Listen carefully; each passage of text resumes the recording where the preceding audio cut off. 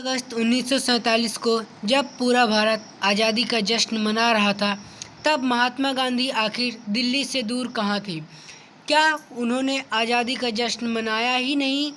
और आखिर ऐसी क्या वजह थी कि देश की आज़ादी के सबसे बड़े नेता उस ऐतिहासिक दिन समारोह से दूर रहे? आइए जानते हैं पूरी खबर को डिटेल से। वीडियो शुरू करने से पहले अगर आप सभी लोग हमारे चैनल पर नए हैं तो हमारे चैनल को सब्सक्राइब करिए, वीडियो को लाइक करिए, एक प्यारा सा कमेंट जरूर करिएगा। वीडियो के एंड तक हमारे साथ जुड़े रहिए। चलिए शुरू करते हैं। आखिरकार 15 अगस्त 1947 जो दो शहरों की कहानी थी, आज़ादी का जश्न और विभाजन का शोक, यानी स्वतंत्रता का हर्ष। दिल्ली में समारोह राष्ट्रीय ध्वज का आरोहण किया जा रहा था, साथ ही साथ कहीं न कहीं विभाजन का दर्द भी, जो लाहौर अमृतसर में हिंसा शरणार्थी संकट उनका बना हुआ था। कहीं न कहीं 15 अगस्त 1947 को हमारा जो मुल्क, जो देश था हिंदुस्तान, वो दो भागों में विभाजित हो गया। आखिरकार 15 अगस्त 1947 को एक देश दो अलग अलग दृश्य में बढ़ गया। पहला दिल्ली जश्न और इसकी सरकार का, दूसरा कोलकाता शोक और उसके संघर्ष का। पंडित नेहरू का लाल किले में ऐतिहासिक भाषण जो दिल्ली में किया गया था, साथ ही साथ भयानक सांप्रदायिक दंगे और लाखों का विस्थापन जो कोलकाता से हुआ था। आखिरकार नई स्वतंत्रता भारत सरकार का शपथ ग्रहण किया गया 15 अगस्त 1947 के दिन, जबकि जो कोलकाता है उसमें महात्मा गांधी बोलिया घाटा जो हैदरी मंजिल में शांति प्रयास में लगे हुए थे। आखिरकार नवगठित प्रशासन दंगों को रोकने में विफल रहा। साथ ही साथ हिंदू मुस्लिम शांति के लिए गांधी जी का उपवास भी जो था वो चल रहा था। आखिरकार अखंड भारत के विभाजन तक की क्या प्रक्रिया थी? तो अतीत यानी जो एकता है, वो हिंदू मुस्लिम ने मिलकर अंग्रेजों के खिलाफ लंबी लड़ाई लड़ी। जो असहयोग आंदोलन यानी धर्म से पहले खुद को सच्चा भारतीय मानते थे। साथ ही साथ इसका जो कारण देखा जाए तो फूट डालो की जो नीति थी वो अंग्रेजों ने डाला था, यानी अंग्रेजों की फूट डालो नीति का अंतिम जो रंग था, सत्ता के लालच ने गहरी नफरत जो थी वो फैलाई। साथ ही साथ विभाजन यानी त्रासदी का कारण क्या था? तो पड़ोसियों ने एक दूसरे के घरों में आग लगाई। मानवता अपने सबसे निचले स्तर पर जो थी वो पहुंच चुकी थी। आखिरकार सांप्रदायिक हमले, जो मानवता का पतन, वो कैसे हुआ? निर्दोषों का खून, यानी दोनों तरफ के जो चरमपंथियों ने निर्दोष नागरिकों को मारा, कोलकाता की सड़कों पर खून और लाशें बिछाई। साथ ही साथ सबसे क्रूर अत्याचार, यानी महिलाओं और बच्चों पर सबसे अधिक बर्बरता अत्याचार जो थे वो इनके द्वारा किए गए। साथ ही संवेदनाओं का अंत, यानी जो कहीं ना कहीं यहाँ पे धार्मिक नफरत ने इंसानी संवेदनाओं को पूरी तरह से जो था खत्म कर दिया था। आखिर गांधी जी का हथियार वन मैन बाउंड्री फोर्स क्या था? सैन्य विफलता, बड़े बड़े हथियार और सेना जो पूरी तरह से विफल रहे। आखिरकार नैतिक शक्ति, यानी जो सेना के बिना गांधी जी ने कोलकाता में शांति करवाई। इसका चमत्कार जो देखा गया कि उनके उपवास ने जो चमत्कारिक रूप से दंगों को रोक दिया।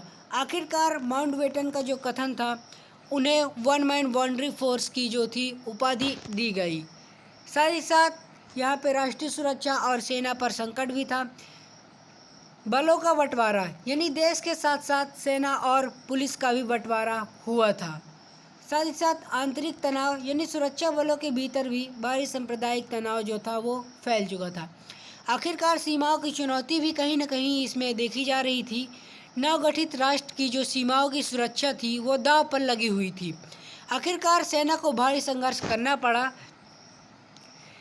इसी के साथ साथ संवैधानिक आदर्शों पर जो आघात हुए, इसमें जो जीवन का अधिकार, नागरिकों के जीवन जीने के मौलिक अधिकार जो थे वो छीने गए थे। आखिरकार धर्मनिरपेक्षता व समानता, यानी इन महान आदर्शों पर गहरा आघात जो लगा। साथ ही साथ धार्मिक विश्वास के कारण हत्याएं भी कहीं ज़्यादा तक बढ़ी। अल्पसंख्यकों की सुरक्षा, यानी कुछ समुदाय या कुछ वर्ग ऐसे थे जिनकी सुरक्षा का संवैधानिक वादा जो था वो टूटता दिखा। संविधान सभा के सामने सुरक्षित देश बनाने की जो थी चुनौती सामने खड़ी थी। आखिरकार भू राजनीतिक और विदेश नीति का आरंभ कैसे हुआ? तो रेड क्लिफ लाइन यानी भौगोलिक और सांस्कृतिक एकता को हमेशा के लिए तोड़ दिया। ये जो लाइन बनाई गई थी, ये आप लोग देख सकते हैं, ये जो रेड क्लिफ लाइन बनाई गई थी ये कहीं ना कहीं सांस्कृतिक और भौगोलिक एकता को उसने तोड़ दिया। साथ ही साथ शत्रुतापूर्ण जो शुरुआत इसकी हुई, भारत पाक विदेशी नीति की शुरुआत कश्मीर और सीमा विवाद के साथ शांतिपूर्ण सह अस्तित्व जो था विफल होता हुआ दिख रहा था और कहीं ना कहीं ये जो था ये विफल हो गया। शीत युद्ध का प्रभाव, आखिरकार इस क्षेत्र का भू राजनीतिक महत्व बढ़ा जिसने भविष्य के युद्धों को जन्म दिया।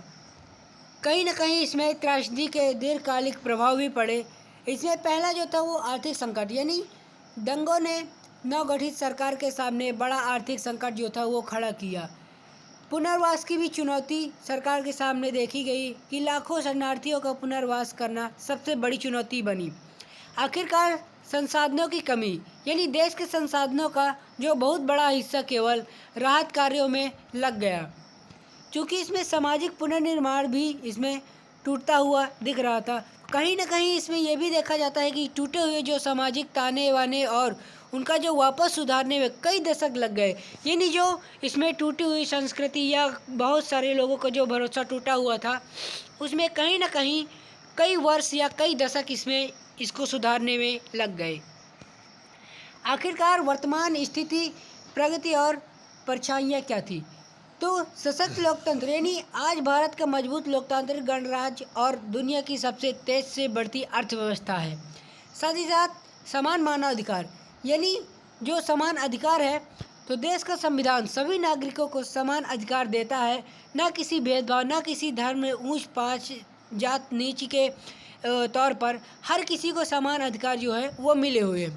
साथ ही साथ विभाजन की जो परछाइयाँ भी इसमें देखने को मिली कि आज सांप्रदायिकता जो सांप्रदायिक है वो राजनीतिक असर दिखती है, यानी और इसके ऐसा यूँ कहा जाए कि जो आज की जो सांप्रदायिक है वो राजनीतिक असर जो है वो दिखाती है। साथ ही साथ और भारत पाक रिश्ते जो है वो तनावपूर्ण कहीं ज़्यादा बने हुए हैं। आखिर समाज और भविष्य के लिए सबक क्या है? तो अनेकता में एकता, यानी यही हमारे देश की असली ताकत है। क्योंकि विभाजन के घावों के बावजूद समाज ने खुद को संभाला। साथ ही साथ संविधान की रक्षा, यानी संविधान और नागरिक अधिकारों की रक्षा करना हर नागरिक का सबसे बड़ा धर्म और कर्तव्य है। साथ ही साथ जो गांधी जी की प्रासंगिकता थी, यानी बापू का जीवन सिखाता है कि नफरत किसी विवाद का समाधान नहीं है।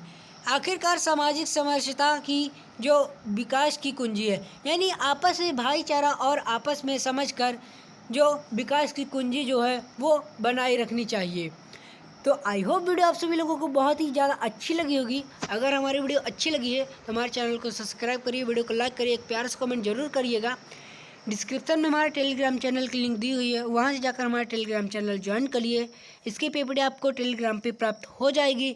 मिलता है नेक्स्ट वीडियो में, तब तक के लिए जय हिंद, वंदे मातरम।